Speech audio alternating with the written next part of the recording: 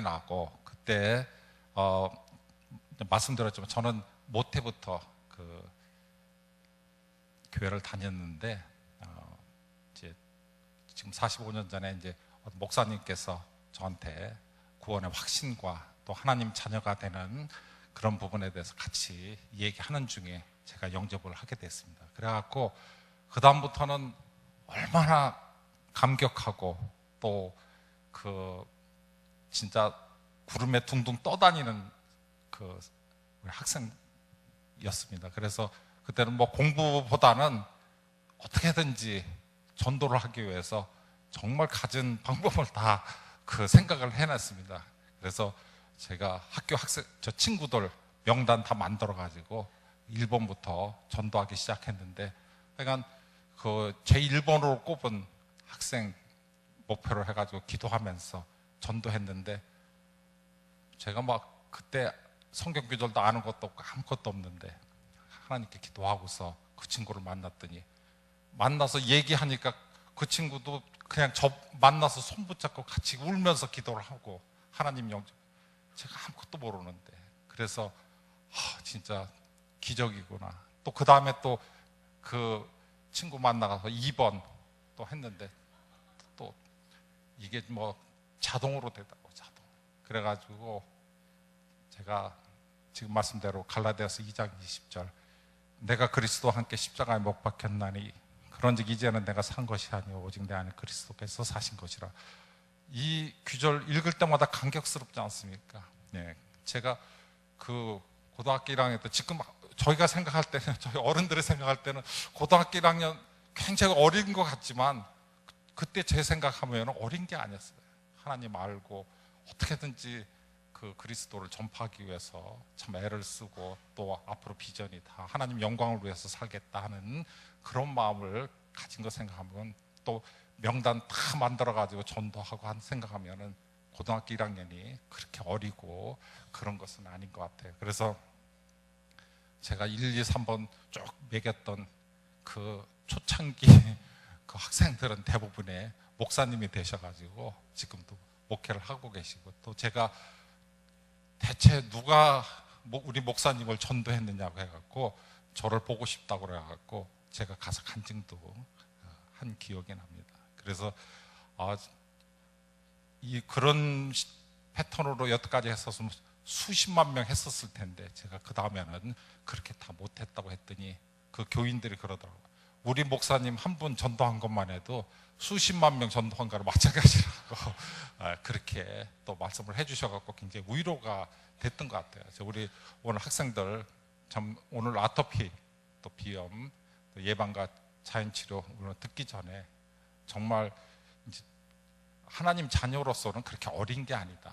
앞으로 크게 참 여러분들도 잘 될 수 있었으면 좋을 것 같습니다. 자, 우선 오늘 할 것은 이제 아토피하고, 지금 이제 이게 어떤 어린 아이의 그 아토피 모습입니다. 그리고 아토피 때문에 고생했던 어떤 자매의 이제 뒷모습인데, 요거는 이제 또 비염.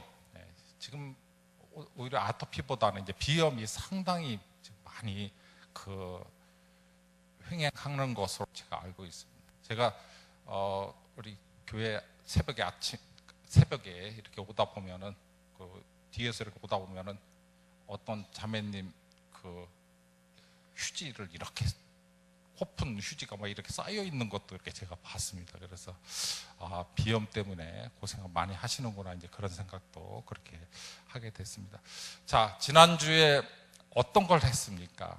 저희가 참 체온을 1도만 올려도 너무너무 건강해진다고 하는 거를 말씀드렸고, 그 다음에 지난주에 오늘 하기 위해서 요거를 남겨놨습니다. 체온 상승이 장 면역력을 증진시킨다. 그거는 지난번에도 이제 EM 할 때 EM이 가장 발효가 잘 되는 온도는 우리 사람 온도나 맞습니다. 36.5도가 가장 잘 됩니다. 그리고 약간 더 올려도 37도 되면 더 잘 되고, 그 정도의 우리 그 어떤 미생물은 발효가 잘 되게 되어 있습니다. 그래서 지금 여름이라 여러분들 이제 집에서 EM도 담가 보시고 또 발효시켜 보셨겠지만 여름이라 큰 문제는 없습니다. 근데 이제 벌써 찬바람이 불잖아요. 찬바람이 불으면은 EM 발효가 잘 안 됩니다. 그래서 경우에 따라서는 한 달도 걸리는, 한 달 더 이상 걸려. 어떤 경우는 너무 안 되니까 이게 발효가 되고 있는지 안 되고 있는지 알 수 없을 정도입니다. 근데 그게 문제가 뭐냐면은 다른 것보다는 온도가 안 맞아서 그런 경우가 상당히 많습니다. 그래서 온도를 조금 더 높이 그렇게 할 수 있으면 좋을 것 같습니다. 자, 오늘 핵심은 바로 우리가 장에 있는 미생물, 장에 있는 좋은 유익한 균을 잘 활성화시키면은 우리 몸에 상당히 건강하고 또 아토피하고 비염을 예방할 수 있다고 하는 것이 바로 오늘의 핵심입니다. 자, 그러면은 우리 이제 그 학생들도 있고 그러니까 우선 우리가 소화하는 과정, 그러니까 우리 밥을 먹을 때 소화를 어떻게 하느냐, 뭐 너무 잘 알고 있지만 또 우리 권사님 중에는 하도 학교에서 배운 지가 오래돼 가지고 또 좀 긴가민가 하시는 권사님들도 있고 또 장로님도 있으실지 몰라갖고 우리 같이 한번 보겠습니다. 자, 우선 그 우리가 밥을 이불에다 넣으면은 그 치매 작용으로 그 아밀라제가 탄수화물 분해해 가지고 이제 그 소화가 이제 시작되는 그런 과정입니다. 그래서 침이 굉장히 중요하다라고 지난번에도 말씀드렸고 치매 작용이 세분화하면 한 10가지 정도로 하나님께서 침이 굉장히 중요하다고 하는 거를 우리한테 인식을 시켜 주셨습니다. 그래서 가장 안 좋은 것 중에 하나가 물 말아 먹고 국 말아 먹는 게 굉장히 안 좋습니다. 설렁탕 먹을 때 밥을 거기다 말아 먹으면은 침이 나올 기회가 없습니다. 침이 나와도 어떻습니까? 다 희석이 돼가지고 작용을 못합니다. 그래서 가능하면 물 말아 먹고 국 말아 먹고 하는 부분은 뭐 어쩌다 한두 번은 괜찮겠지만 그 습관적으로 그러면은 굉장히 소화가 안 됩니다. 생각보다 소화가 안 됩니다. 그래서 침을 많이 나오게끔 하기 위해서 지난번에도 말씀드렸지만 침을 많이 나오게 하려면 어떻게 한다고 그랬죠? 오래 씹어야 됩니다. 그래서 뭐 우리 어렸을 때도 최소 30번 씹어라, 또 50번 씹어라 그런 얘기를 밥상에서 많이 들었던 것 같습니다. 전에 그 TV에서 나오는 거 보니까 그 암 환자인데 특히 이제 위암 환자인데 암 치료한 과정을 쭉 보니까 그분은 하루에 한 번 넣고서 150번을 씹더라고요. 150번. 네. 한번 그 밥을 한 숟갈 넣고서 150번을 한번 씹어 보시면은 아시겠지만 정말 씹기가 힘들 정도로, 그러니까 그냥 거기서 먹기는 그러니까 그거 하면서 또 음악을 듣는다든지 다른 거 하면서 150번을 씹는데 완전히 그 삭어가지고 침이 그냥 입에 가득할 정도로.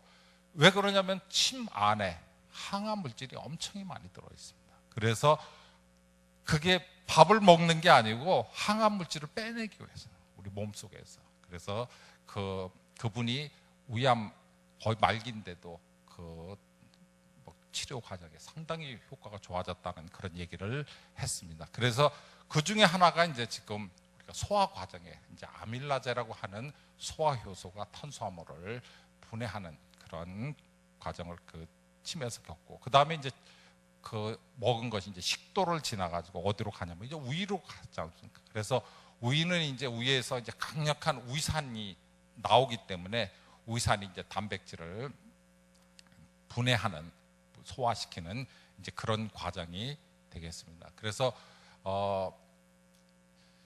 위에서 그 위산 만드는 것도 또 이제 중요한 얘기인데,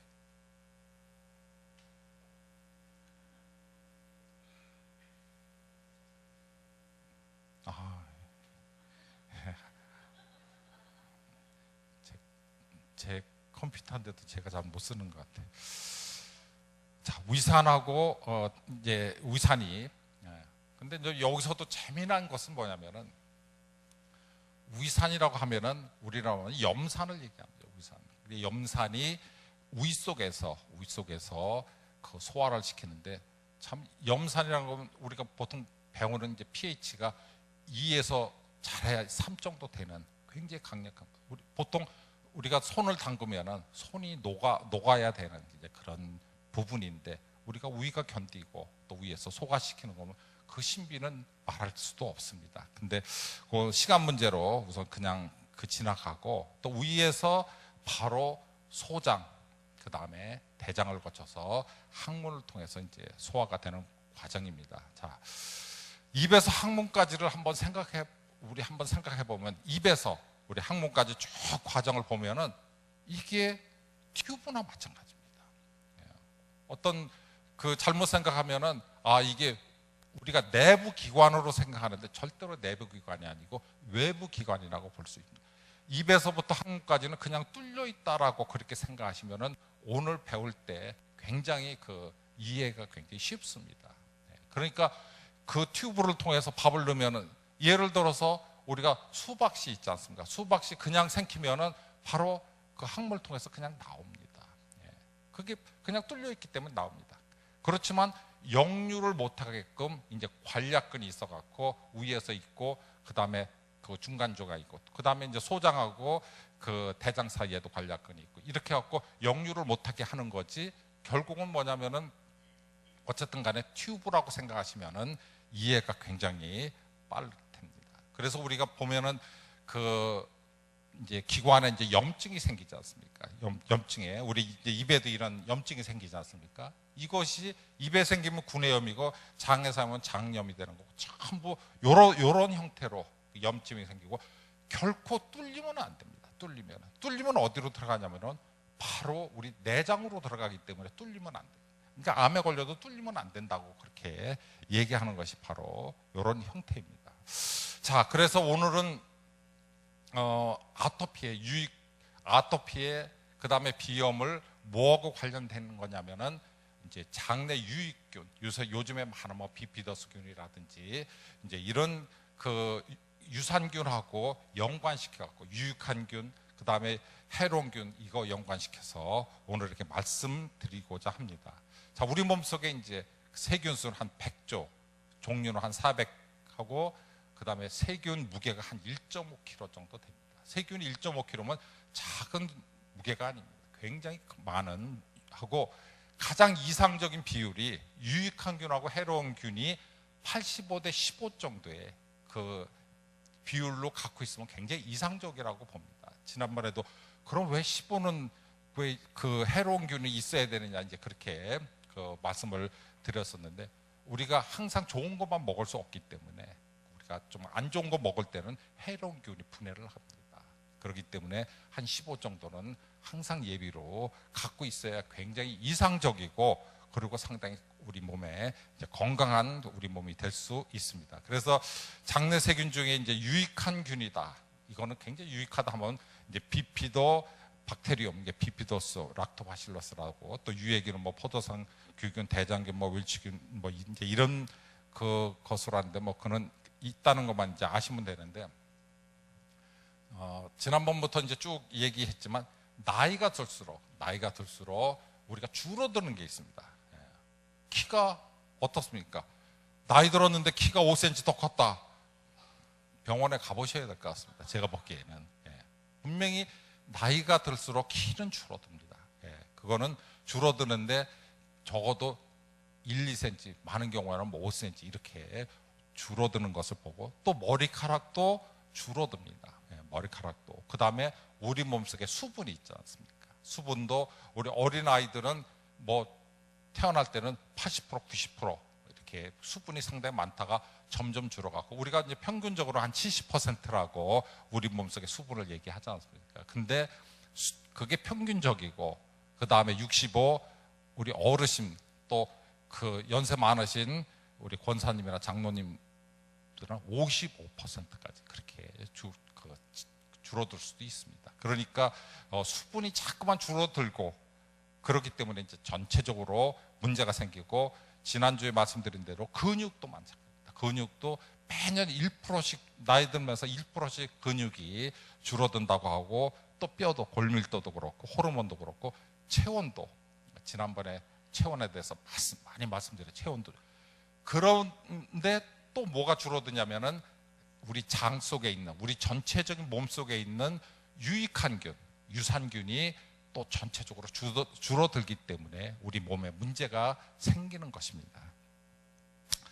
자, 그러면은 이제 한번 유산균이 또 좋은 균이 어떻게 우리 몸 속에 정착하는가를 한번 말씀을 드리겠습니다. 자, 이제 임신한 모습입니다. 임신할 때는 특별히 유산균이 없습니다. 우리가 이 태아가 태 속에 있을 때는 전혀 무균 상태입니다.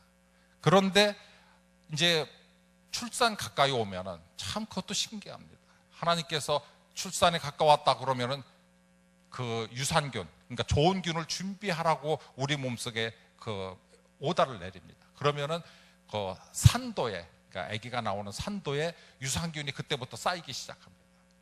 그때부터 쌓이기 시작해갖고 아기가 이제 출산하면서 뒤집어 쓰고 나오는 대부분이 바로 유산균입니다. 그거가 엄마한테 받는 겁니다. 엄마 산도에 나올 때. 그러면은 이거는 이제 자연분만이고, 그러면 제왕절개는 어떻습니까? 그거는 아닙니다. 그거는 우리 자연하고는 조금 하기 때문에 엄마의 유산균, 그러니까 좋은 균을 받을 기회가 별로 없습니다. 그래서 상당히 더 건강에 신경을 써야 되는 그런 부분입니다. 그렇게 갖고 나올 때 보면은 뭐 얼굴에 막 뒤집어 쓰고 입에도 막 뒤집어 쓰고 입에 있는 거 빼주고 막 그러지 않습니까? 그러면서 먹어도 아무 문제가 없습니다. 아기가 먹어도. 그게 바로 균입니다. 좋은 균입니다. 그래서 그거를 먹고인데 그 아기 때는, 그러니까 출생하고 나서는 위 속에 위산이 없습니다. 위산이 있을 필요가 없으니까. 위산이 없기 때문에 그 균 자체가 100% 다 장으로 갑니다. 그래서 장에 들어가고 지금 그림에 있는 것처럼 장에서 형성이 됩니다. 장에 붙어 다닙니다. 장에. 그 다음에 이제 그 아기가 엄마 모유를 먹는데 그 모유 속에 모유 올리고당이라고 그것이 나오는데, 그게 바로 아기가 먹고 커라는 게 아니고 장 속에 있는 유산균의 먹이가 되는 겁니다. 그래서 가장 이상적인 형태는 자연 분반에 정상적으로 태어나서 엄마 모유를 먹으면은 아기는 아기로서는 만점짜리가 되는 겁니다. 그때는 장 속에 유해균은 1%도 없습니다. 100% 다 좋은 균하고 이제 유산균이 형성되는 이제 그런 시기고, 그때가 가장 좋습니다. 많은 경우에 이제 저한테 뭐 질문을 이제 이런 얘기 안 할 때 질문하는데, 뭐 아토피니 뭐 비염이니 막 고생한다, 뭐 우리 애가 어떻다, 우리 뭐 전도사님이 어떻다 하고 막 와서 얘기하고 하는데, 제가 물어봅니다. 어떻게 분만을 어떻게 하셨습니까? 또 모유는 어떻게 했습니까? 아이고, 모유는 한 모금도 먹일 기회가 없었다고. 이런 경우가 많습니다. 그럼 굉장히 어렵습니다. 이게 하나님이 주신 아주 자연적인 부분에 놓쳤기 때문입니다. 지금이라도 다시 하나 내가지고 잘 키웠으면 좋겠다는 생각이 막 드실 그런 우리 집사님도 계시고, 그렇게 이제 때는 늦었습니다. 때는 있는 우리 아들, 딸 잘 키우는 것이 지금 이제, 아니면 손자, 손녀를 잘 키우는 것이 더 중요할 것 같습니다. 자, 그래서 한번 통계 나온 걸 보니까 오는 보면은 빨간 거는 자연 분만했던 아기하고, 그 다음에 녹색은 제왕절개했던 장 속에 있는 유익한 균을 조사해 봤더니 이렇게 차이가 납니다. 이거는 통계로 이렇게 나온 그런 건데, 유해균을 봤습니다. 클로스트리움이라고 유해균을 봤더니 여기 삼성 서울병원에서 했네요. 보니까 자연 분만한 제왕절개한 이렇게 차이가 납니다. 그거는 바로 우리가 원리적으로 보고, 아니 어쩌면 하나님께서 그런 것까지 다 신경 쓰셔가지고, 신경 쓰셔갖고 참 너무 신기하지 않습니까? 자, 그래서 우리가 이런 걸 볼 수 있는데, 우리가 보통 유익한 균을 프로바이오틱스라고 그렇게 부르고, 또 많이 여러분들이 요즘에 뭐 방송에서 프로바이오틱스 얘기 많이 나오고 있습니다. 그래서 그 프로바이오틱스, 우리 항생제를 안티바이오틱스라고 항생제로 하는 것 반대로 프로바이오틱스를 유익한 균이라고 그렇게 얘기를 하고 있는데, 메치니코프라고 혹시 들어보셨나 모르겠습니다. 예, 이것 정도 아시는 그 분은 진짜 뭐 대단하신 분인데, 예? 요구르트 이름으로, 예, 저는 학문적으로 아신다는 줄 알고, 예. 학문적, 그럼 굉장히 존경받으실, 존경받으실, 요구르트로 아셨다면은 그래도 굉장히 상식적으로. 자, 메치니코프가 바로 요구르트의 그 브랜드 이름입니다. 브랜드 이름. 예, 그래서 이 메치니코프는 불가리아 장수촌의 코카소스 지방에 조사를 해봤더니 이 사람들이 바로 유산균, 치즈나 요구르트 이런 걸 가지고 굉장히 오랫동안 장수를 하는 걸 보고, 불로장생살, 그 발효식품을 많이 먹으면은 오래 살고 건강하다라고 하는 거를 발표를 했습니다. 그리고 메치니코프 스스로가 그 발효식품을 많이 먹어가지고 상당히 장수했던 걸로 그렇게 알려졌습니다. 지금 이제 그 아기가 지금 화장실에서 이제 응가를 하고 있습니다. 응가를. 네, 근데 이제 우리가 오늘 이제 수업이라고 해도 괜찮나 모르겠습니다.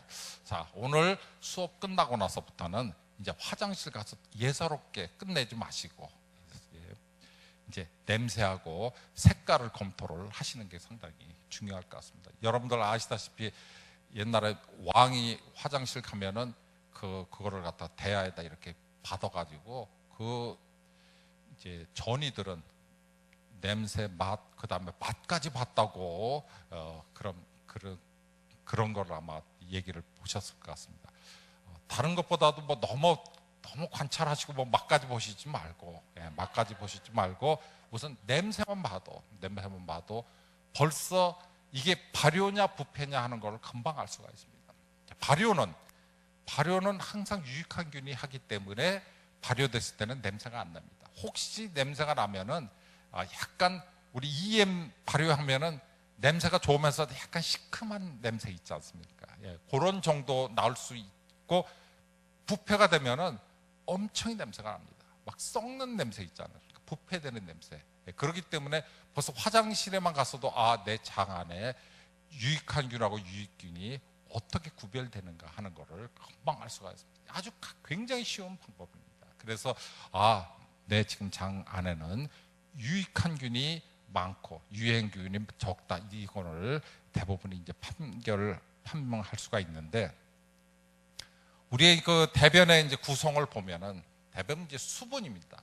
생각보다 한 75%가 수분이고, 장내 세균이 한 15%가 나오고, 음식물 찌꺼기는 한 10% 정도 됩니다. 우리가 그냥 언뜻 생각할 때는 그 대변의 거의 뭐 100%가 다 음식물 찌꺼기로 생각할 수가 있겠는데, 음식물 찌꺼기는 실제로 한 10% 정도 되고, 장내 세균이 상당히 많이, 나머지 물이기 때문에, 그러니까 장내 세균이 많기 때문에 우리가 판별하기 굉장히 쉽습니다. 이따도 이제 그 여러 가지 그 얘기를 더 말씀을 드리겠지만, 그만큼 장내 세균이 우리 몸에 건강하고 면역에 굉장히 큰 영향을 끼친다고 그렇게 볼 수가 있습니다. 자, 그러면은 장내 세균이 굉장히 중요한데, 옛날에 그 플레밍이라고 아시죠? 플레밍. 1928년에 영국의 세균학자, 아까 메치니코프하고 틀리게 플레밍은 뭘 개발했냐면은 항생제를 개발했지 않습니까? 페니실린을 개발해갖고 정말 큰 기여를 했습니다. 페니실을 개발해갖고. 이거는 뭐냐면은 나쁜 균을 죽이는, 하여간 균을 죽이는 그거를 개발해갖고 지금 50년 동안 잘 쓰고 있는 것 중에 하나인데, 그런데 이제 요게 이제 단점이 뭐냐면은, 쉽게 말하면 나쁜 놈만 죽여야 되는데 나쁜 거 좋은 거 할 것 없이 다 죽여버린다고 하는 것이 굉장히 단점 중에 상당히 단점입니다. 그래서 저희가 그 뭐 뉴스에도 많이 나오지만 병원에 가서 감기 걸려서 갔는데 뭐 항생제 준다 뭐 이렇게 뭐 저희가 언뜻 생각할 때 아니 감기 걸려서 항생제 주는데 왜 또 어떤 분은 항생제 달라고 막 조르는 분도 있어요. 항생제 달라고. 예, 그런데 항생제가 정말 감기에 필요한 것만 죽이는 게 아니고 아까대로 그나마 잘 보존하고 있던 우리 장 안에 유익한 균을 에다가 뭐예요? 갖다 폭탄을 떨어뜨리는 거나 마찬가지입니다. 그렇기 때문에 그렇지 뭐 항생제 그 가격 때문에 그런 것이 아닙니다. 그런데 그거를 갖다가 무차별적으로 많이 쓰기 때문에 이제 문제가 상당히 큰 겁니다. 자, 무분별한 항생제를 남용한다 이런 얘기를 아마 많이 들으셨을 겁니다. 우리 학생들도 그런 얘기를 많이 들었을 텐데 지금 항생제는 사람한테 쓰는 것보다는 동물한테 쓰는 게 많습니다. 아마 잘 모르셨던 분이 있을 것 같아요. 우리 사람한테 쓰는 건 한 30%고 실제로 팔리는 거는 동물한테 한 70%가 동물한테 팔려요. 자, 동물한테 막 항생제를 주는데 동물은 뭐냐면은 병에 걸리지 말라고도 주지만 어때요? 그게 성장 촉진제 역할을 또 합니다. 그거 먹으면 성장이 촉진이 돼요. 예, 그렇기 때문에 동물한테 쓰는데 결국 뭐예요? 항생제 잔여물이 누구한테 가는 거예요? 사람한테 가는 거예요. 그러니까 간접적으로 사람들이 고기를 많이 먹고 그러면은 간접적으로 그 또 섭취하기 때문에 나는 항생제 먹은 적 없다고 하는데도 내 몸속에는 항생제가 엄청 갖고 있어요. 그래서 우리가 육식을 줄여라, 육식이 안 좋다라고 계속 얘기하는 것 중에 하나가 바로 항생제 때문에 그래요. 지금 그 항생제 회사에서 70%가 다 그 사육하는데 그 축산 쪽에 사육하는데 그렇게 쓰고 있다고 볼 수 있습니다. 그러다 보니까 어떻게 돼요? 항생제 내성균이라고 우리 말하면 이제 슈퍼박테리아가 이제 출현을 하게 돼 갖고 슈퍼박테리아가 이제 자꾸만 내성이 생겨갖고 안 죽으니까 더 센 거를 주는 거예요. 더 센 거를 주니까 또 더 센 박테리아가 생겨 더 센 거 하다 보니까 그거 하나만 먹어도 어떻게 돼요? 우리 몸이 완전히 초토화가 되는 거예요. 우리가 뭐 진짜 핵폭탄 막는 것처럼 B-52가 폭격하는 것처럼 우리 그 장에 그래서 참 애로사항이 많은 거예요, 사실은. 병원이 또 우리가 의학이 발달하면 발달할수록 좋은 점도 너무 많지만 정말 자연치료 우리가 하나님께서 주신 있다 보면 너무 신기할 정도로 자연치료를 하는 부분에 정말로 그 힘들게 만드는 그런 요소가 바로 항생제 내성균이 출현하는 것 때문에 그렇습니다. 자, 그러면은 이제 우리 그 지금대로 유익한 균이나 해로운 균이 우리 몸속에 어떻게 분포되어 있는지 한번 보겠습니다. 우선 그 입, 그 구강에 보면은 구강에만 해도 한 500여 가지의 그 유익한 균이 살고 있습니다. 그래서 지금대로 무탄스균이라고 하는 거 뭐 이런 거 있으면은 이가 썩는다든지 잇몸 질환이 생긴다고 했는데 그래서 전에 저희가 EM 할 때 뭐라고 말씀드렸냐면 EM을 희석시켜 갖고 가글을 하라고 말씀드렸습니다. 그게 굉장히 좋은 게 뭐냐면 EM 자체가 뭡니까? 그게 바로 유익한 균입니다. 유익한 균. EM을 이제 그러니까 우리가 EM을 만든 사람이 만든 유익한 균이기 때문에 유익한 균을 입에다가 장착시켜 주는 겁니다. 그래서 유익한 균은 항상 뭐냐면 해로운 균을 누르는 역할을 합니다. 그 역할 자체가. 그래서 이가 썩는 거를 막아주고 입에서 구취가 생기는 걸 막아주고 입 안에 있는 문제가 해결될 수 있는 부분이 바로 유익한 균이 많아져야 되기 때문에 우리가 유익한 균을 많이 접종시키기 위해서는 어떻게 EM 같은 경우는 유익한 균이잖아요. 그러니까 EM 원액하면 절대로 안 됩니다. 원액하면은 이 점막이 허를 수가 있기 때문에 절대로 안 되고 그 pH가 높아요. 그래서 EM은 항상 많이 희석시켜 갖고 습관적으로 이제 가글을 하는 그런 습관을 들이는 것이 굉장히 좋습니다. 그래서 습관적 가글을 자제하라. 그게 아니고 EM은 괜찮은데 우리가 시중에서 파는 거 있지 않습니까? 시중에서 파는 거는 뭐냐면 살균제입니다. 살균제. 그래가지고 어떤 분은 시중에서 파는 거를 습관적으로 쓰면은 입안에 있는 뭐예요? 좋은 균이 다 죽습니다. 좋은 균이 다 죽으면은 뭐가 남아요? 나쁜 균이 두르기가 쉬워요. 그렇기 때문에 절대로 꼭 필요할 때, 급할 때는 몰라도 습관적으로 그 가글, 시중에서 파는 그 가글을 습관적으로 사용하면요, 큰일 나는 이유 중에, 큰일보다는 어쨌든 입에 그 좋은 균을 죽일 수가 있기 때문에 그거는 하지 마시고, 먼저 말씀드린 대로 EM으로 가글을 하는 습관을 기르는 것이 굉장히 좋을 것 같습니다.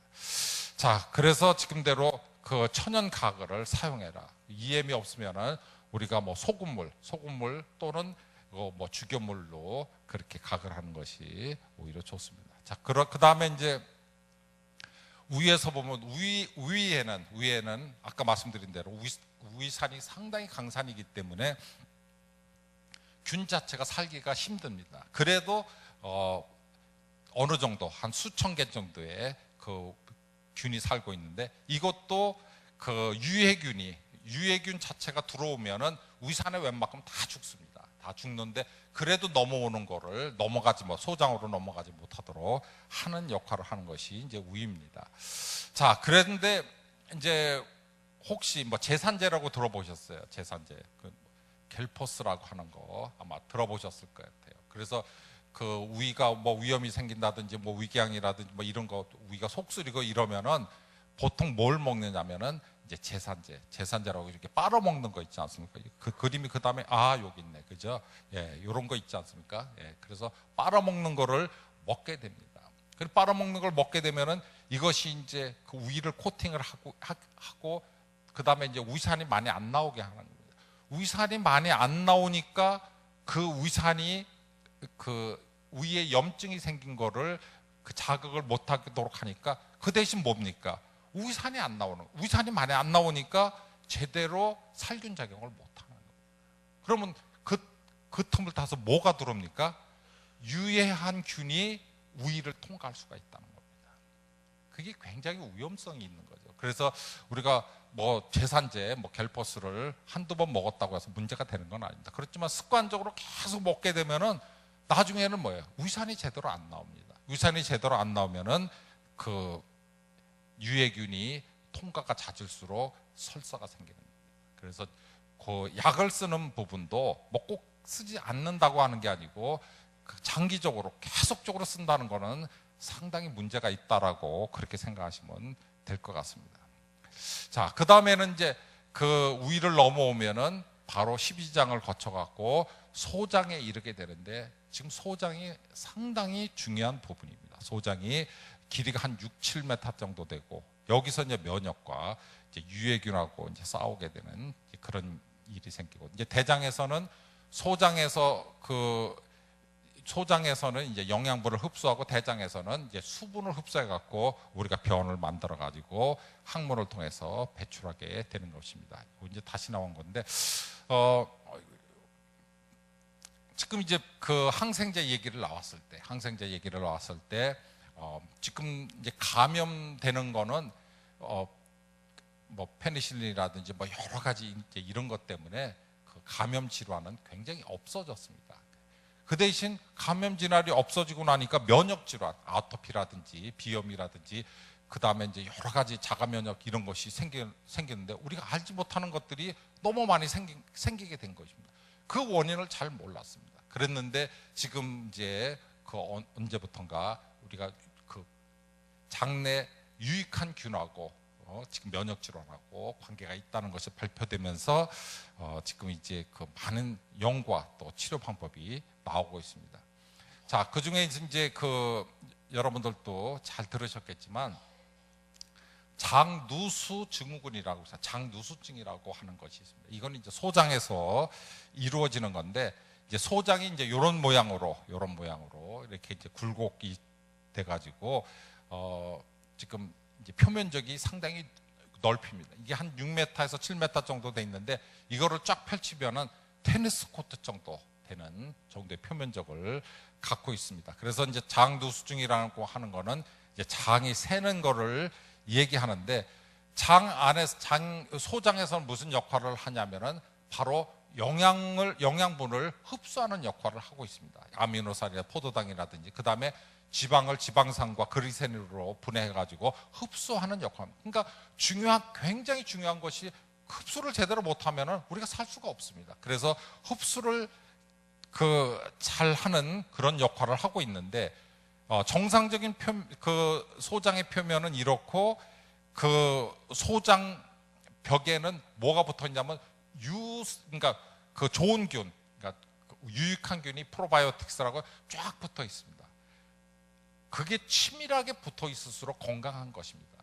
아까 말씀드린 대로 엄마가 아기가 태어나 가지고 처음 먹는 것이 먹으면은 진짜 어떻게 보면 100m 달리기 하듯이 가가지고 어디 가서 붙냐면 소장에 가서 붙는 겁니다. 지금 이런 모양으로.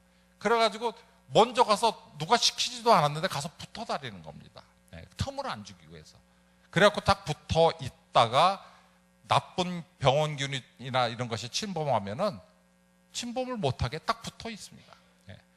그러니까 예를 들어서 우리가 뭐 콜레라균이나 뭐 아주 안 좋은 이런 것을 같이 섞어 먹었다 할지라도 우리 장 안이 굉장히 촘촘하게 유익한 균이 있으면은 그거는 그냥 발로 계속 나가라 해가지고 들러붙지 못하고 바깥으로 그냥 그 대변으로 통해서 나가버리면 끝납니다. 그렇지만 장이 약한 사람들은 지금 말씀대로 이런 모양이 아니고 이렇게 틈이 많은 사람들은 나쁜 균, 콜레라 균이라든지 다른 균들이 붙어가지고 침범해서 들어가는 게 굉장히 문제입니다. 이게 바로 장누수증입니다. 자, 우리가 이제 보통 보면은 얼굴에 이제 성인 여드름이라고 나이가 들었는데도 막 얼굴에 막 여드름이 막 생기는 경우가 있습니다. 그러면은 무슨 뭐 피부과에 가서 뭐 짜내고 뭐 이거 필요 없습니다. 딱 보면은 이거는 말씀대로 장에 누수가 생긴 겁니다. 장에 누수가 생기고 안 좋은 것이 들어가 가지고 피를 통해 갖고 얼굴로 올라왔다고 생각하면 됩니다. 이게 막 터져 나오는데 이걸 암만 짜면 무슨 소용이 있겠습니까? 장에 문제가 생겼구나. 장을 어떻게 해요? 그러니까 좋은 균, 유익한 균으로 더 촘촘하게 만들어야겠구나 하는 그런 생각만 하면은 굉장히 좋다고 볼 수 있습니다. 제가 이거를 한번 찾아봤습니다. 우리가 프리킥 쏠 때 보면 앞에서 이렇게 막고 있지 않습니까? 자, 공을 나쁜 균이나 나쁜 것으로 생각하면은 이거를 막기 위해서 막 앞에서 굉장히 촘촘하게 했는데 이런 모양도 있습니다. 그러니까 어떻게든지 밖에서 들어오는 것이 못 들어오게 막으려고 이렇게 하는 역할을 하는 것이 바로 뭐예요? 그게 바로 유익한 균이고, 밖에서 들어가려고 막 그냥 애를 쓰는 것이 바로 유해한 균이고 나쁜 것이라고 생각하시면 됩니다. 그래서 어떻게든지 뚫리지 않기 위해서 우리가 어렸을 때, 그러니까 어리가 아니고 태어났을 때부터 그 비피더스균이나 유산균이 먹으면 가서 장에 붙는 게 너무 신기하지 않습니까? 그러면 뚫리면 어떻게 되느냐? 뚫리면은 각종 병이 생기는 겁니다.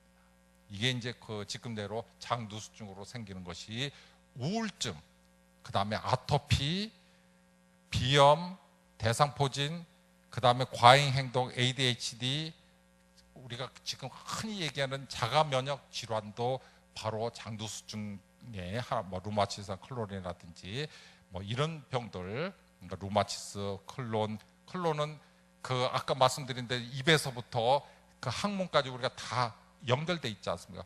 거기에 염증이 생겨 있는, 그러니까 아주 군데군데 염증이 생겨 있는 클론병이라고 하는데 이것도 정말 난치병 중에 하나라고 그렇게 보고 있는 것입니다.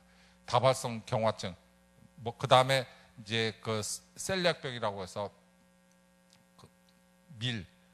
보리 같은데 이제 글루텐 때문에 생기는 것인데 이것도 마찬가지입니다. 당뇨도 그렇고 과민성 대장 증후군도 그렇고 최근에는 이제 자폐증까지도 이제 그런 거라고 이제 하고 있습니다.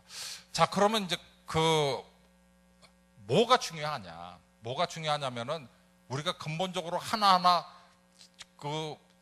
병 하나하나를 해결하려면은 너무 힘듭니다. 아토피 따로, 비염 따로, 아까 얘기 자가면역에 뭐 루마티스 따로 전부 하기는 자연 치료에서는 너무 하기가 힘들지 않습니까? 그래서 할 수 있는 것이 뭐냐면 그러면 무엇보다도 우리 장 속에 있는 유익한 균, 그러니까 유산균, 유익한 균을 늘려보자.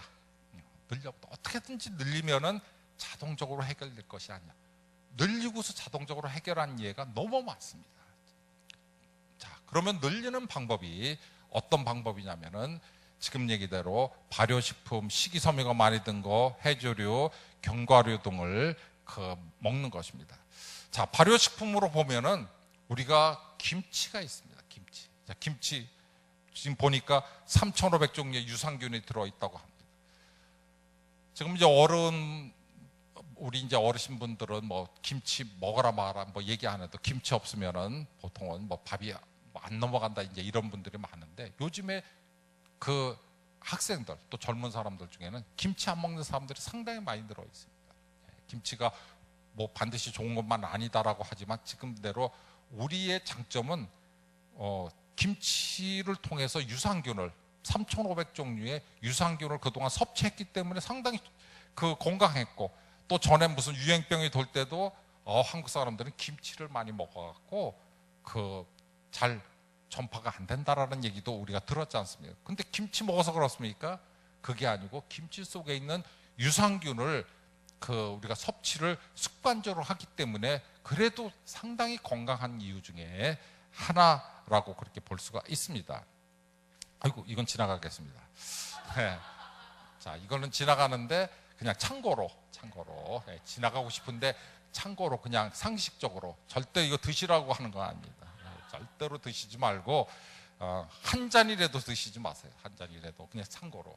우리가 막걸리에도 이것도 바로 이제 발효식품 중에 하나입니다. 근데 막걸리 중에서 생이라고 한자로 쓰든 한글로 쓰든 생이라고 쓴 거는 바로 이제 발효시켜갖고 균이 살아있는 거를 얘기하고 있습니다. 그래서 이게 이제 우리가 뭐 그냥 솔직한 얘기 한 잔 정도라고 하면은 상당히 우리 장에 좋은 역할을 하는데, 이게 한 잔이 아니기 때문에 좋으려고 먹었다가 어떻게 보면 고주망태가 돼가지고 음주운전에 뭐 해갖고 참 진짜 인생을 망치는 그런 경우가 많은데, 이것도 상식적으로는 알아둘 필요가 있고, 우리가 잘 아는 발효식품 중에는 바로 이제 치즈를 들 수가 있을 것 같습니다. 그 다음에 이제 요구르트, 그 다음에 이제 된장, 그 다음에 이제 청국장, 이것들이 정말 많은 들어있고, 그 다음에 이제 우리가 이제 다음 시간에 저희가 이제 병이 되는 것이 아니고 약이 되는 식품, 병이 되는 식품도 하겠습니다. 그렇지만 약이 되는 식품들을 다음 시간에 이제 할 예정인데, 여기서 식초에 대해서 저희 교회에서 우리 간부 되시는 분들이 강의를 해달라고 해서 했는데, 제가 식초에 대해서만 3시간 동안 했습니다. 3시간 동안. 식초도 할 게 너무 많습니다. 그렇지만 어쨌든 간에 식초도 다음 시간에 일부 해가지고 다음 시간에 이제 약이 되는 식품에 대해서 한번 얘기를 하겠습니다. 자, 그 다음에 이제 우리가 유산균은 먹는 것도 굉장히 중요하지만 우리 안에서 잘 번식하는 게 굉장히 중요합니다. 그러니까 그게 미생물이기 때문에 엄청나게 불어납니다. 그래서 이제 미생물을 따로 많이 먹는 것도 중요하지만 어떻게든지 우리 안에서 빨리 많이 번식하는 거 중요한 건데, 미생물이 유익한 균이 먹는 먹이가 뭐냐면은 아까 말씀드린 올리고당 있지 않습니까? 올리고당도 있지만 근데 그런 어려운 거는 빼더라도 식이섬유를 굉장히 좋아합니다. 식이섬유는 대부분에 어디에 들어 있습니까? 야채하고 과일에 들어 있는 게 식이섬유입니다. 그래서 우리 이제 우리 학생들이 많지 않지만 학생들 보면은 어른들이 고기만 먹지 말고 야채 과일 먹으라고 그렇게 얘기하지 않습니까? 근데 사실 정확하게 야채 과일이 왜 좋은지를 똑부러지 이렇게 말하기가 또 곤란한 경우도 있지 않습니까? 그렇지 않습니까? 물론 유산균의 먹이도 되지만 효소의 재료도 되고 있습니다. 그래서 굉장히 중요한 건데, 가장 중요한 부분은 유산균의 먹이가 식이섬유입니다. 식이섬유는 유산균이 먹고, 그 다음에 지난번에도 우리가 비타민 C 할 때도 했지만 비타민 C가 수용성인데, 수용성 먹고 나서 나머지 그 장을 통해서 나가면서 뭐의 먹이가 된다고 했습니까? 바로 유익항균의 먹이가 된다고 했습니다. 그래서 그런 점이 있고, 그 다음에 견과류, 땅콩이나 호두나 아몬드 같은 경우도 바로 그 여러 가지 좋은 것도 있지만 식이섬유가 또 이 안에 들어있기 때문에 견과류도 상당히 좋습니다. 그 다음에 당근이나 브로콜리도 마찬가지로 식이섬유가 있고, 그 다음에 이제 우리가 과일 먹을 때 이제 이거 사과 그림인데, 사과 그림도 바로 그 과일 껍질에, 사과는 이제 펙틴이라고 하는 식이섬유가 들어있어 갖고, 껍질을 요즘에는 이제 그 껍질까지 다 먹는데, 옛날 같으면 다 깎아서 먹지 않습니까? 한 번도 안 끊어지게 깎는 사람 하면서 그냥 막 씨압도 하고 그랬지 않습니까? 우리가 잘 몰라가지고 그랬는데, 알고 보니까 진짜 효과 있는 건 다 버리고, 알맹이는 다 버리고 진짜 껍질만 먹었던 것 같아요. 그죠? 그래가지고 실제로 과일에는 껍질에 굉장히 효과가 있습니다. 그 좋은 것이. 왜 그런지 아세요? 과일이 밖에 있으면은 자외선이라든지 뭐 병충해 이런 거기 때문에 하나님께서 과일을 보호해 주시기 위해서 그 껍질에 방어벽을 엄청 만들어 놓은 거예요. 그래서 그 방어벽을 많이 만들다 보니까 그 안에 우리 몸에 좋은 것들이 가득 차 있는데, 그게 껍질이 대부분이에요. 그래서 양파 껍질 약간 노르스름한 껍질에 가장 효과가 있는 물질이 제일 많이 들어있다라고 그렇게 얘기하는 것이 바로 껍질입니다. 자, 그러면 이제 유산균이 좋은 거를 웬만큼 이렇게 얘기했는데, 그 유산균 나쁜 게 뭐냐? 나쁜 게 뭐냐면은 첫 번째는 이제 밀가루 음식입니다. 밀가루 음식. 그래서 지금 이제 학생들하고 얘기해 보면은 교수님 저는 빵순이에요. 빵을 너무 좋아해요. 아침 저녁 점심 빵만 먹어도 살아요. 이렇게 하는 학생들도 있어, 실제로. 그리고 뭐 이렇게 이메일로 적어와 갖고 그렇게 얘기했다고. 근데 맛은 있는데 뭐예요? 빵은 뭐예요? 맛은 있는데 우리 몸에 유산균, 그러니까 좋은 균에는 굉장히 해롭고 나쁜 균을 키우는 그런 역할을 하는 거예요. 그럼 나쁜 균 키워서 좋을 게 뭐가 있겠습니까? 그렇지 않습니까? 그 다음에 이제 식품 첨가물이 많은 거, 햄이나 소세지, 또 특히 과자. 우리 방송에서 이렇게 보면은 어떤 아기가 아토피인데 굉장히 조심했는데 그 어른이 예쁘다고 너 과자 하나 먹으라고 그 과자 하나 먹고서 그날 밤에 그냥 밤새도록 보채갖고 잠을 못 잤다는 그런 얘기가 있지 않습니까? 그만큼 그 식품 첨가물이 면역에 미치는 영향은 굉장히 큽니다. 그래서 라면이나 과자라든지 햄이나 소시지 같은 것들이 그 식품 첨가물이 많은 거는 그렇게 좋지 않다. 자, 라면은 우리가 생각만 해도 라면은 참 좋죠. 또 군대 갔다 오신 분들은 더 참 라면을 굉장히 좋아하실 것 같은데, 라면이 결정체입니다. 튀김, 밀가루, 수프, 식품 첨가물.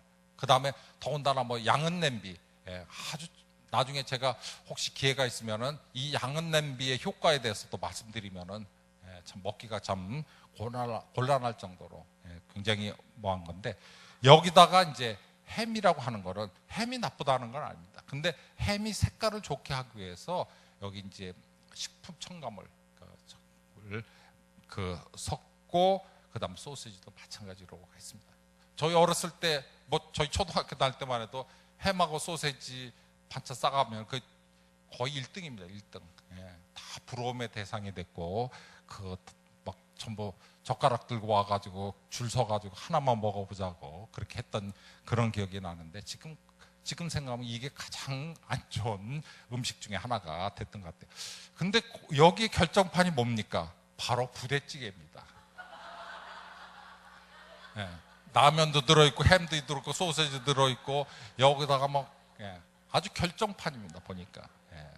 자, 근데 이제 우리가 이제 어쩌다 한번 먹을 수가 있습니다. 그렇지만 나는 부대찌개 없어 못 살아 해갖고 매일 먹었다고 하는 우리 장 속에 있는 유해한 균만 잔뜩 키우고 나쁜 균은, 좋은 균은 다 죽이는 그런 역할을 하게 될 것 같습니다. 그 다음에 이제 뭐 피자라든지, 그 다음에 아까 말씀드린 대로 과자에도 상당히 식품 첨가제가 많이 들어있어 갖고, 우리가 뭐 일반적으로 과자도 이렇게 간식으로 뭐 가끔 먹는 거는 뭐 큰 문제는 없는데, 이것이 굉장히 면역이 안 돼 있고 그러니까 유해균이 많은 사람들은 과자 먹으면은 굉장히 그 문제가 심각한 거를 그렇게 알 수 있습니다. 그 다음에 이제 우리가 인스턴트로 먹는 이제 햄버거라든지, 그 다음에 이제 과자, 그 감자튀김. 이게 이제 그 인스턴트, 우리 이제 패스트푸드가 이렇게 들어왔을 때 이제 시민단체에서 굉장히 반대한 것 중에 하나가 바로 이제 감자튀김. 이제 미국 프렌치 프라이스라고 이제 그렇게 얘기하지 않습니까? 이걸 굉장히 반대했어요.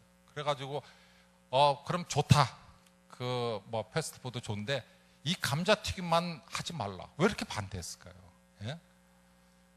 이게 이제 그 우리 이제 가끔 시험 문제에도 내고 그랬는데, 이제 여기 발암물질이 발견이 돼갖고 그래서 이제 감자튀김이 별로 그렇게 안 좋다라고 그렇게 얘기를 했는데, 그러다 보니까 이 감자튀김이 없어 뭐가 안 돼? 세트 메뉴가 안 된다고. 세트 메뉴가 안 돼가지고 그래서 결국은 그냥 들어왔다는 그런 얘기가 있습니다. 그래서 감자튀김이 생각보다 안 좋아요. 생각보다. 자, 그 다음에 이제 삼겹살. 그러니까 그 그러니까 고기류는 조금 먹는 건 괜찮은데 많이 먹게 되면은 이것이 아까 얘기대로 뭐가 분해하게 되냐면 이제 유해균이 분해하게 되거든요. 유해균이 분해하는데 조금일 때는 그냥 큰 문제 없는데 너무 많이 들어보면은 양이 많아져야 되잖아. 그러니까 유해균이 확 그냥 그 많아지는, 그러니까 확 성장해버리는 그런 역할을 하기 때문에 그 삼겹살도 그래. 그래서 이제 유해균에 조심해야 될 거는 아까 얘기대로 이제 반대인데, 냄새가 심하다든지 변비, 과민성 대장, 그 다음에 항생제를 뭐 병원에서 수술하고 뭐 항생제 안 쓸 수가 없습니다. 근데 항생제를 그렇게 쓰게 되면 아까 말씀대로 당연히 우리가 원리적으로 배웠지 않습니까? 원리적으로 유익한 균이 다 죽을 수밖에 없습니다. 그래서 그렇게 되면은 이제 의사 선생님한테 균을, 그러니까 유익한 균을, 그러니까 비피더스나 이거를 처방해 달라고 해갖고 같이 먹어야 됩니다. 더 많이 먹고, 그다음에 스트레스를 많이 받는다든지, 특히 인스턴트를 식품을 많이 먹는다든지, 섬유질을 못 먹는다든지, 흡연 음주, 복부 비만, 그다음 아토피 비염, 알레르기 질환이 많은 사람들이 유해균이 많다라고 그렇게 보면 될 것 같습니다. 자, 유해균의 이제 문제점 중에 하나가 뭐냐면 유해균 중에 푸소박테리움이라고 하는 것이 우리 몸 그 대장에 존재하게 되면 대장암을 직접 일으킬 수 있다라고 하는 연구 결과가 있고, 그 다음에 이제 피르미쿠트나 그 엔테로박터라고 하는 이런 균이 존재하게 되면은 이제 비만이 뭐 물만 먹어도 살이 찌는데 어떡하느냐 이러는데, 조사해 보면은 피르미쿠트나 엔테로박터라고 하는 균이 발견이 되는 거예요. 그래서 이제 그런 분들한테는 이제 비만이 생기게 되는 그런 그 문제점이 되고 있습니다. 그래서 이제 제가 보기에는 뭐 나는 큰 문제가 없다라고 생각하면은 이제 식품만, 아까 얘기대로 그 야채 위주로, 야채나 과일로 식품만 잘 드시고, 그 다음에 뭐 가끔 뭐 고기도 드시고, 그 다음에 또 필요하면 뭐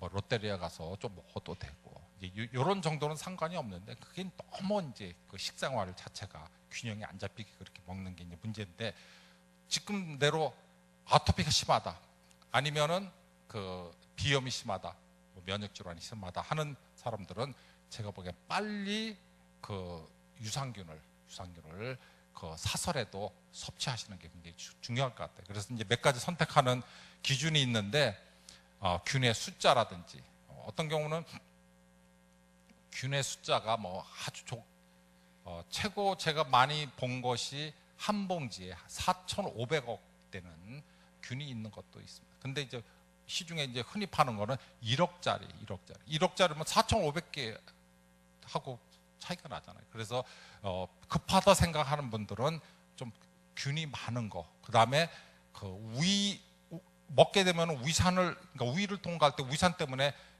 90%가 다 죽습니다. 90%. 그 대신 이제 4,500억개가 되면 90%가 죽어도 450억개는 통과하지만 1억이면은 엄청 적지 않습니까? 그래서 균의 종류도 한 가지가 아니고 적어도 7, 8가지, 또 균이 생존해 갖고 잘 넘어갈 수 있느냐, 한번 이제 여러 가지를 생각해 가지고 급하신 분들은 조금 비싸더라도 양이 좀 많은 거, 그렇지 않은 분들은 일부러 먹지 않아도 우리가 평상시 잘 챙길 수 있으면은 굉장히 좋을 것 같습니다. 자, 그러면 이제 그 아토피하고 비염만 따로 이렇게 끊어가지고 다시 한번 살펴보겠습니다. 이제 아까 말씀드린 대로 아토피와 장내 유익균과의 관계는 이제 태아는 산도를 통해서 뱃속에 그 균이 정착된다. 또 이것이 모유의 올리고당이 이제 먹이가 된다. 그 다음에 이제 무슨 얘기는 3번이 굉장히 중요한 얘기인데, 이제 그 Ig라는 게 면역 글로불린이라고 하는 건데, 우리가 아토피하고 관련되는 거는, 아토피나 비염은 IgE라고 하는 거가 이제 관련되어 있습니다. 그래서 IgE는 유해균이 많이 많아지면은 IgE라고 하는 것이 숫자가 늘어나고, 그 다음에 유익항균이 많으면 IgA가 그 숫자가 늘어난다라고 그렇게 생각하시면 상당히 편하실 것 같습니다. 자, 그러면 IgE는 뭐냐? IgE는 뭐 이제 면역 얘기하면은 또 면역 얘기 한참이지만, 지금 면역에는 Ig라고 하는 것이 한 5가지가 있는데, 다른 4가지는 대부분의 균하고 세균이나 뭐 이런 거 하고 싸우는 데 사용돼 있고, IgE 하나만 1%만 뭐냐면은 옛날에 이제 기생충 그 박멸을 위해서, 기생충을 방어하기 위해서 있었던 겁니다. 옛날부터 우리 몸속에.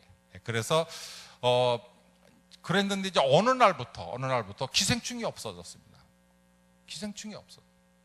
신기하지 않습니까? 우리 지금 이제 연세 많이 드신 분, 이제 저희 어렸을 때만 해도 기생충이 굉장히 많지 않습니까? 그래서 학교에서 기생충 약 주면은 한 주먹 한 30개 줘갖고 그거 먹으려면, 하나씩 먹으려면 진짜 종일 먹지 않습니까? 집에 와갖고 뭐 물 먹고 하나 먹고 그냥 해갖고 30개 먹으면은 또 그냥 화장실에 가서 그 변 놓지 말고 마당에 가가지고 신문지 깔고서 누라고 하지 않습니까?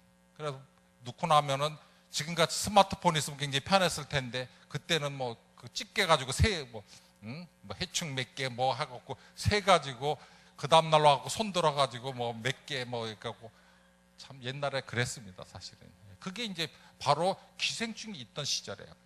그러니까 그런 기생충을 막던 게 뭐냐면 IgE라고 하는 것이 그런 역할을 했습니다. 그러니까 기생충이 한마디로 일을 할 게 있었던 거, IgE라고 하는 것이.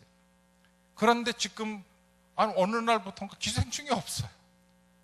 신기해요. 기생충 보셨습니까? 모르겠습니다. 기생충이 있을 수도 있지만 어느 날부터인가는 기생충이 없어졌습니다. 왜냐하면 하도 화학물질을 많이 먹다 보니까 기생충이 살질 못해요. 몸속에서. 그러니까 자연적으로 같이 이제 죽다 보니까 IgE의 역할이 바뀌었습니다. 뭘 바뀌었어요? 할 일이 없으니까 나는 뭐라도 해야겠다라고 생각했고, 그 다음부터는 이제 화학물질이나 다른 걸로 이제 임무가 전환이 돼버린 겁니다. 그래서 주로 이제 화학물질을 했는데, 이것이 IgE가 뭐냐면은 아까대로 우리 장 속에 나쁜 균이 많이 늘어나면 늘어날수록 IgE 숫자가 늘어나게 됩니다. IgE 숫자가. 그렇게 생각하십니다. IgE는 그렇게 늘어나갖고 좋을 게 없어요. 왜 그러냐면은 기생충이 없는데 가만히 있으면 제일 좋은 거예요. 근데 나쁜 균이 늘어나면은 늘어날수록 IgE의 숫자가 자꾸만 늘어난다고 볼 수가 있습니다. 그래서 우리가 아토피 검사를 해보면은 IgE가 보통 정상이 100이라고 하면은 아토피 환자는 1000에서 심지어는 10,000까지 되는 사람이 있습니다. 내가 아토피인지 아니면 비염인지 뭐가 면역이 지금 뭔가 심각하다고 하면은 IgE 검사를 해보면 돼요. 그래서 보통 정상이 100인데 100배 내지는 뭐 100배, 10배 내지는 한 1000배까지 그렇게 커지는 그런 역할을 하는 걸 볼 수가 있습니다. 자, 그래서 이제 뭐 요즘에는 그런 사람이 별로 없겠지만 옛날에 처음에는 이제 아토피가 막 하니까 원래 한 70년대 정도만 해도 아토피라는 얘기를 알지도 못했습니다. 그리고 뭐 통계도 없었지만 억지로 통계 나면은 한 1%나 0.5% 정도라고 그렇게 얘기를 하더라고요. 그런데 지금은 아토피 환자가 뭐 25%, 애들의 뭐 25%, 뭐 20%막 이렇게 숫자가 굉장히 늘어나고, 또 일본은 그렇게 의학 선진국이라고 하는데도 아토피 환자가 1000만 명이에요. 1000만 명. 엄청나게 그래도 해결을 못하는 거예요. 의학적으로 해결하기 쉽지는 않아요. 그래서 지금 말씀대로 의학적인 것보다는 하나님께서 주신 자연에 의해서 자연 치료하는 것이 굉장히 중요한데, 초기에는 이제 스테로이드라고 하는 용고를 쓰게 됐어요. 자, 혹시 스테로이드 대부분의 피부과에 가서 어디가 안 좋다, 뭐 어디가 안 좋다 그러면은 다 뭐 먹을 거 약하고 이렇게 바를 거 이렇게 주는데, 그게 대부분이 다 스테로이드 연고입니다, 거의. 자, 그래서 스테로이드 연고를 이제 봤는데, 이게 이제 지난번에 우리가 비타민 C 할 때 신장 위에 부신이라고 하는 부분이 있어갖고, 비타민 C가 굉장히 많이 들어있는 부분이 바로 부신입니다. 그래서 부신 피질 호르몬이라고 하는 거는 그게 정말 하나님께서 우리 몸에 그 호르몬이 돌아다니면서 문제가 된 거를 보수하는 거예요. 너무 좋죠. 예? 호르몬이 어떻게 보면 호르몬만 잘 나오면은 만병통치예요. 어디 문제 생기면은 호르몬이 가고 다 수리를 해주고 그러기 때문에. 그래갖고 미국의 이제 뉴욕 대학의 교수가 이거 굉장히 좋으네 해가지고 부신 피질 호르몬을 빼가지고 분석을 해봤습니다. 분석을 해봤더니 이거 별거 아니네, 예? 해가지고 똑같이 만들었어요. 그게 바로 뭐냐면은 바로 스테로이드예요. 스테로이드. 그래가지고 해서 먹기도 하고 바르기도 했더니 의사들이 난리 났어요. 야, 다 필요 없어, 그것만 해. 그래가지고 난리 났는데, 혹시 여러분들이 기억하실지 모르겠어요. 옛날에 스카라 극장 앞에 무슨 약국 같은 유명한 약국이 있었잖아요, 그죠? 예. 지금 그게 무슨 참 좋은 화장품이 되고 뭐 이제 이렇게 뭐 바르면 그냥 다 나으니까 뭐 난리 난 거예요. 그게 바로 스테로이드 연고해갖고 그때 이제 뭐 문제가 됐고 뭐 했던 게 바로 그건데, 근데 그러고 끝나면 괜찮은데 그게 부작용이 이제 엄청나게 생긴 거예요. 그래가지고 처음에는 좋았는데 나중에는 막 그냥 뭐 뚱뚱해지고 뭐 피부에 뭐가 생기고 난리 났는데, 지금 이제 이런 부작용이 모낭염, 뭐 혈관 파괴, 뭐 피부 파괴 갖고 생기고, 지금 이 아토피 환자는 그냥 생긴 게 아니에요. 이게 바로 스테로이드 부작용입니다. 이렇게 생길 수가 있습니까? 어떻게? 그래가지고 지금 제가 다시 말씀드리는 건 뭐냐면은 우리가 어설프게 하나님께서 100% 지혜를 주시지 않는데 어설프게 흉내나면요, 이게 사람 잡는 거예요. 이게 사람 잡는 거. 하나님께서 주신 지혜 그대로 해야지 어설프게 흉내나면은. 그래서 지금은 스테로이드제를 물론 전문의가 해가지고 할 때만 처방할 때만 쓰고 일반은 절대로 못 쓰게 하는 이유 중에 부작용이 워낙 심하기 때문에. 그래서 그렇게 하고 먼저 말씀대로 우리가 비타민 C 잘 먹고 하면은 스테로이드가 부신 피질로 우리 몸 자체에서 잘 활성화돼 가지고 그래서 비타민 C를 먹게 되면은, 비타민 C를 충분히 먹게 되면은 아토피나 비염이 그냥 그 증상이 반으로 확 줄어드는 이유 중에 하나가 바로 그거예요. 예. 그래서 우리가 하나님께 주신 우리 자연을 활성화시키자 하는 것이 굉장히 중요하다. 어설프게 흉내내면 그런 사이드 이펙트, 부작용을 막을 수가 없다고 하는 그런 거예요. 자, 그래서 제가 이제 어떤 치료법이라고 할까, 이제 그런 부분을 다시 한번 이렇게 얘기해 주면은, 우선 당장 가려워 죽겠어요. 또 당장 막 코에서 막 그냥 콧물이 나고 그나마 재채기 나고 죽겠는데 어떡하느냐.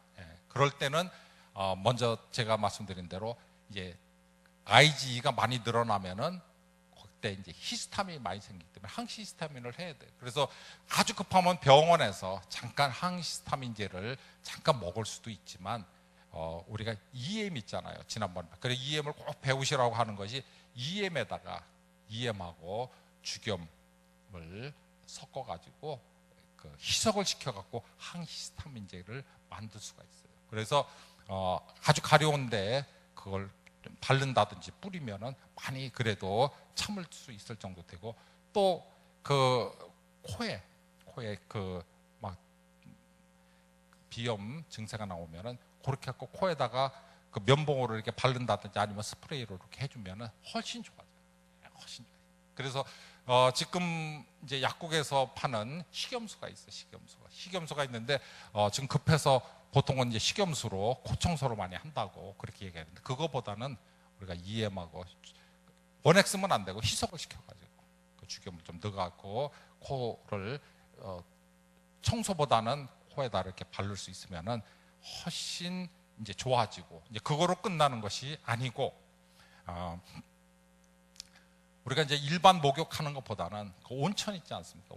온천이 그냥 무늬만 온천이 아니고 진짜 온천이 있죠. 예. 그러니까 우리가 그 온천으로 보면은 뭐 온양온천을 얘기할까요? 아니면 그 뭐 수안보예요? 예. 그러니까 진짜 온천, 그냥 이렇게 무늬만 온천이 아니고 진짜 땅에서 제대로 나온 것 같아요. 유성 온천이라는데. 그래갖고 진짜 온천을 가는데 제가 알기에는 이제 그 아토피 환자들은 이제 몸에 이제 그런 것이 좀 보기 안 좋기 때문에 목욕탕 가는 걸 굉장히 꺼려하고, 또 목욕탕 주인들이 못 들어오게 하는 경우도 있어요. 너무 막 그러면 무슨 전염이 되는 것처럼 돼갖고, 그래서 그런 경우에 뭐 새벽에 간다든지 했으라도 이게 꾸준히 가면은 굉장히 좋아져요. 비용도 마찬가지고. 근데 단 뭐냐면은 그 진짜 온천에 가신 거예요. 우리 뭐 어떤 뭐 여관 같은 데다가 이렇게 뭐 온천 표시해 놓은 거 뭐 이런 데 가는 게 아니고 정말 좋은 온천 가면은 효과가 굉장히 좋고, 그다음에 우리 저쪽에 가면은 그 유황 온천 있지 않습니까? 지난주에 우리 유황에 대해서 배웠지 않습니까? 유황 온천으로 가면은 더 좋고, 더 좋아가지고 또 필요하면은 거기서 물 좀 떠다가 뭐 좀 바른다든지 얼굴에 그렇게 써도 상당히 좋을 것 같아요. 그래서 생각보다 온천이 좋은데 그런 것 때문에 온천을 자주 못 하는 경우가 있어요. 그래서 온천을 잘 생각하시고 하면 되고, 그 다음에 아까도 말씀드린 대로 비타민 C를 꼭 먹어야 돼요. 지금 이제 우리가 제가 강의하고서 이제 이메일로 이렇게 받아보면은 비타민 C를 먹고서 비타민 C 먹으면 증세가 50%는 거의 다 경감합니다. 어떤 경우는 뭐 거의, 비타민 C가 아까 얘기대로 부신 쪽에 그 호르몬 그 생성을 촉진하기 때문에 우리 몸속에서 자연적으로 나오는 스테로이드를 우리가 경험할 수 있기 때문에 그렇습니다. 그래서 비타민 C를 꼭 드시는 게 좋고, 그 다음에 이제 핵심적인 거는 실제로 자기가 질병이 있다, 뭐 아토피라든지 그 다음에 아까 자가 면역이라든지 뭐 여러 가지로 실제로 빨리 치료를 해야 된다 한다면은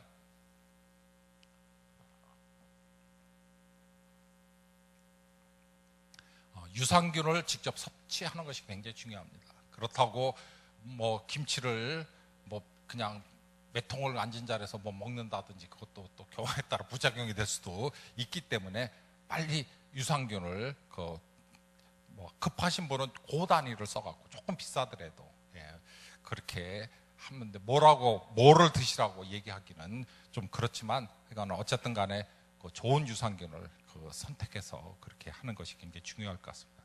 그 다음에 이제 식사가 굉장히 또 중요합니다. 아까 말씀드린 대로 우리는 우리 몸이 하나님의 성전이고 또 하나님의 성령이 우리 안에 거하신다는 걸 항상 생각하기 때문에 먹는 것도 챙겨야지. 자, 오늘부터 뭐를 드실 때마다 무슨 생각을 해야 되냐면은 이 내가 먹는 것이 내 안에 유익한 균, 비피더스균, 유익한 균의 먹이가 되느냐, 아니면 유해균을 좋게 하느냐 생각하면서 한번 드시기 바랍니다. 그리고 우리 다음 주에 이제 또 리뷰할 때 그 생각을 한번 해보면 좋을 것 같습니다. 그러니까 우리 어른들이 이거는 좋다라고 하는 거 다 좋습니다. 나쁘다라고 하는 거는 진짜 다 나쁩니다. 그게 따지고 보면 뭐냐면은 바로 우리 몸속에 아까 그 소장에서 막 붙어가지고 막 병균 막 쫓던, 예? 그 다음에 꼴이 못 들어가게끔 막 이렇게 했던 이제 그런 모습의 유익한 균에 먹이를 줘야 돼요. 그래 힘이 생기지. 먹이는 안 주고 나쁜 것만 잔뜩 먹으면 어떻게 되겠어? 그러면은 자꾸만 벌어지게 되는 거예요. 그 사이로 나쁜 균들이 타고 들어가가지고 우리 몸에 병을 만드는 것이죠. 자, 그 다음에 이제 그 유기농 한식 위주라고 하는 거 있잖아요. 그 한식이 너무 좋습니다. 예, 한식을 안 먹기 때문에 다행히도 요즘에는 이제 무슨 자연 별곡, 무슨 계절 밥상 뭐 해가지고 한식이 굉장히 유행이 된다는 것이 굉장히 저희 입장에서도 굉장히 다행이라고 생각하는데, 한식 먹어서 탈나는 게 없습니다. 우리 한식 위주로 먹고 한식만 먹고 살 수 없지 않습니까? 이제 그럴 때 이제 뭐 칼국수도 먹고 뭐 무슨 라면도 먹고 그래야지. 어떤 분은 뭐 몇 년 동안 라면만 먹고 사는 사람도 있다고 그러더라고요. 그거는 좀 문제가 분명히 있습니다. 자, 그 다음에 이제 우리가 패스트푸드가 맛있긴 하지만 패스트푸드를 그렇게 상용하는 것은 굉장히 좋잖아요. 우리가 그 한 달에 한 번씩 날 잡아서 오늘은 맥도날드 날 해가지고 한 번 가서 먹는 거는 굉장히 좋지만, 그냥 상시적으로 먹는다는 거는 우리 몸을 굉장히 해치는 그런 일이 될 수 있을 것 같습니다. 자, 그 다음에 이제 그 수돗물 이제 부분입니다. 아까 그 제가 이제 가능하면 목욕을 이제 온천에서 할 수 있으면 굉장히 좋겠다라고 그렇게 생각하고 있는데, 그 이유 중에 하나가 바로 우리가 수돗물 속에 이제 염소가 들어있지 않습니까? 염소만 안 쓸 수가 없는 그런. 근데 염소가 아토피 피부에 상당히 또 안 좋습니다. 그래서 아토피 피부에 닿으면은 그것이 그 아토피가 또 더 하고, 아까 말씀드린 IgE는 어떤 경우에 많아지냐면은 아까 얘기대로 유해균이 많아지면 IgE가 늘어납니다. IgE가 늘어나면 IgE에서 뭐를 내느냐면 히스타민이라는 것을 많이 내게 됩니다. 히스타민. 자, 히스타민이라고 하는 거는 지금대로 히스타민이 코에 많이 집중돼 있으면은 밖에서 이상한 뭐 콧가루가 날린다든지 이상한 그 냄새가 난다고 하면 코에서 히스타민이 반응을 합니다. 반응을 해가지고 막 콧물이 난다든지 재채기를 한다든지 이런 것이 바로 히스타민 역할을 하는 건데, 이게 이제 과잉 반응을 하는 거죠. 그게 바로 IgE가 많으면 많을수록 히스타민이 굉장히 많아진다는 겁니다. 그래서 그게 히스타민이 염소를 만나면 또 반응을 합니다. 그래서 그렇다고 목욕할 때 전부 정수기 받아가지고 아니 뭐 온천을 할 수 없고, 이게 좀 말씀드리기가 좀 그런데, 아주 심한 경우 같으면은 조금 번거롭더라도 좀 정수 시설을 해가지고라도 아이들을 이렇게 씻길 때 그렇게 하는 것이 굉장히 염소하고 안 닿는 부분이 굉장히 좋을 것 같다는 그런 생각이 듭니다. 그 다음에 이제 그 채집증후군인데 대표적인 것이 포름알데히드라고. 포름알데히드는 뭐 옛날 우리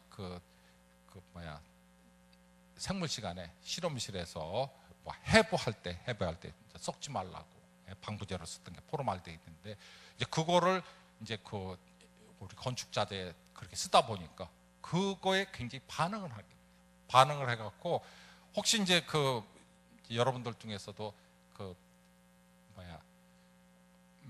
모델하우스 있지 않습니까? 모델하우스에 가보면은 거기서 이제 안내하는 이제 아가씨들이 있습니다. 그리고 이렇게 보면은 막 목이 뻘게 갖고 막 그렇게 하는 사람들이 있습니다. 그게 바로 이제 그 새집증후군 때문에 이제 피부가 반응을 해가지고 목이 이제 뻘겋게 되는 그런 것이 있습니다. 그래서 그런 이제 어떤 면역에 취약하고 또 IgE가 높아가지고 아토피라는 데 비염이 심한 경우에는 새집증후군, 새집 들어가는 부분도 이제 좀 피해 주시는 게 좋아요. 근데 그런 것들을 다 뭐 하기 위해서는 일단은 빨리 유산균을, 우리 유익한 균을 많이 늘려놓으면은 지금 IgE가 줄어드는 겁니다. IgE가 줄어들어 가지고 정상적으로 그래 너는 기생충이나 대항해. 그래서 요즘에 이제 바뀐 추세가 뭐냐면은 기생충 요법이라는 게 있어. 야, 이거 기생충이 없으니까 IgE가 막 특세하네. 차라리 기생충을 넣어줘 해갖고 기생충을 넣어주는 겁니다, 몸에다가. 그러니까 IG가 그래, 야 이거 내 오리지널 짭인데, 오리지널 일인데 기생충 쫓아다니다 보면은 다른데 신경을 못 쓰는 거예요. 그래갖고 그 아토피가 낫다고 하는 그게 기생충 요법이라는 것도 이제 새로 생기고, 우리 애들이 나가서 기생충을 접할 일이 없지 않습니까? 나가서 뭐 옛날 우리 같이 놀이터나 무슨 뭐 내 거래 가서 뭐 고기도 잡고 막 그냥 뭐 코 올리면서 막 이렇게 했어야 기생충도 안 해. 지금은 다 앉아갖고 컴퓨터 하나 하고 무슨 공부나 하고 학원이나 다니고 그러니까 기생충을 접할 기회가 없죠. 그래서 기생충 IG1을 기생충이 할 수 있다, 일을 할 수 있도록 하는 경우가 있어요. 그리고 또 한국에서는 아직 허가를 못 받았다고 하는데 미국 같은 경우는 너무 장이 안 좋은 거예요. 보니까 그냥 너무 막 유익한 균은 별로 없고 다 유해균만 가득 차 있어요. 야 이거 안 되겠다. 그래가지고 조사를 해봤더니 어디 저기 집사님 한 분이 평상시에 너무 잘 몸 관리를 해갖고 보니까 막 유익한 균이 가득 차 있어요. 그래서 집사님 변을 뽑아가지고 아주 안 좋은 거 좀 걸러내갖고 이 권사님한테 이제 이식을 하는 거예요. 이게 항문 이렇게 통해갖고 이식을. 그게 미국에서는 있어요. 충분히 가능해. 그러면 뭐 단숨에 그냥 체인지가 돼버리는 거예요. 체인지가 돼버리는 거예요.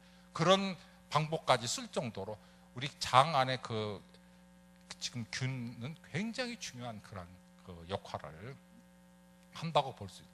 이런 것들이 바로 세집증후군인데 그 전이라도 빨리 균을 높여주는 것이 상당히 중요하다. 지난번에 우리 담임 목사님 교회 지하에서 있을 때 굉장히 비염이 심해하셨다고 그런 말씀 들을 때 바로 일종의 이제 이런 세집증후군 또는 헌집증후군이라고 있습니다.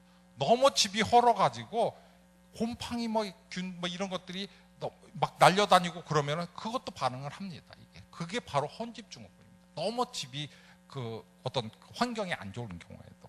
그래서 세집증후군 또는 헌집증후군 이런 부분도 꼭 유의해야 될 거고, 그 다음에 이제 이게 지금 진드기인데, 진먼지 진드기인데 이게 이제 보통 집에서도 많이 있고 이불 속에서도 이제 많이 있는 건데, 진드기 자체도 이게 바로 아까 했던 히스타민에 이제 반응을 일으키는 겁니다. 그러니까 우리가 모든 걸 다 쫓아다니고 다 할 수는 없습니다. 그렇지만 이제 우리 몸 안에 들어있는 유익항균이 빨리 85만큼 85 대 15만큼 지금 늘어나기 전까지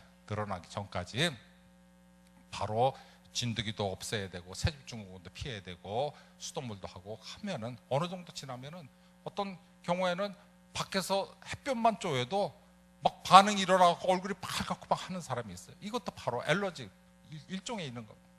그리고 또 어떻게 삽니까? 그래서 그런 경우도 아까 말씀드린 대로 햇볕을 잠시 피해 다니면서 우리 안에 있는 유산균이라는 걸 빨리 증식시켜갖고 면역을 정상화시킨다고 그러면은 아무 문제가 없을 거로 그렇게 보고 있습니다. 자, 그래서 이제 이렇게 쭉 이런 과정을 딱 거치고 났더니 이렇게 피부가 깨끗한 우리 아이 모습으로 그렇게 변할 수 있는 것이 너무 참 감사하게 생각합니다. 자, 저는 이제 오늘 이제 강의를 준비를 하면서 에베소서 6장 11절 하나님의 전신갑주를 입어라. 마귀의 관계를 능히 대적하기 위해서 하나님의 전신갑주를 입어라. 이런 생각이 사실 언뜻 들더라고요. 그래서 여러분들도 눈치채셨겠지만 아까 이 그림을 보여드렸잖아요. 우리가 소장의 역할은 뭐냐? 소장의 역할은 우리가 입에서부터 쫙 들어와가지고 소화시킨 영양가 있는 것만 잘 흡수해가지고 우리 몸속에 피를 통해서 우리 몸속에 필요한 부분에 다 이제 보내는 역할을 하는데 밖에서 병균이나 나쁜 것들이 진짜 끊임없이 그냥 침범에 들으려고 그렇게 애를 쓰고 있어요. 근데 누가 막고 있어요? 바로 프로바이오틱스, 좋은 균이 막고 있어요. 좋은 균이 막고 있는데 우리가 저는 그렇게 아까도 잠깐 그런 간증을 했지만 우리가 하나님 또 예수님 영접하고 하나님 자녀가 되고 나서 야 진짜 참 그리스도인 생활하는 것이 너무 꿈 같고 하늘나라 그 소망만 갖고 사는 줄 알았어요. 그랬더니 실제로 이제 생활하다 보니까 너무 어려움이 많은 거예요. 그리고 지금 제가 45년을 거쳐보니까 참 크리스찬 생활하는 것이 만만치 않다라고 그렇게 지금 저도 생각을 하고 있어요. 그거는 뭐냐면 항상 상대가 없으면 상관이 없는데 이게 사탄이나 마귀가 지금 얘기대로 항상 우리를 공격하고 힘들게 하기 때문에 그렇습니다. 그래가지고 지금 여기 있는 것처럼 병균 나쁜 것들을 막기 위해서 우리가 항상 좋은 균, 프로바이오틱스, 좋은 균으로 항상 무장을 해야 되는 그러한 역할을 하고 있습니다. 그래서 이게 사진 보니까 전신갑주를 이렇게 구원의 투구, 성령의 검, 의의 흉배, 믿음의 방패 이렇게 갖고 전신갑주를 하지 않으면 그 도저히 생활하기가 쉽지 않겠다 이런 생각을 하게 됐습니다. 그래서 저 오늘도 사실은 이게 쭉 보니까 참 굉장히 저 입장에서는 굉장히 중요하다. 참 이거를 그 어디에서 이렇게 정리해서 이렇게 듣기가 쉽지 않는 그 중요하다라고 생각하고 우리가 그 하나님의 전신갑주를 입는 것처럼 또 우리 장에도 이렇게 전신갑주를 입혀가지고 여러분들 우리 성도님 모두가 다 건강하시고 또 그 다음번에 우리가 그 약이 되는 식품들에 대해서 그 말씀드릴 때 우리 같이 은혜를 받을 수 있도록 하겠습니다. 오늘 여기까지 하겠습니다. 감사합니다.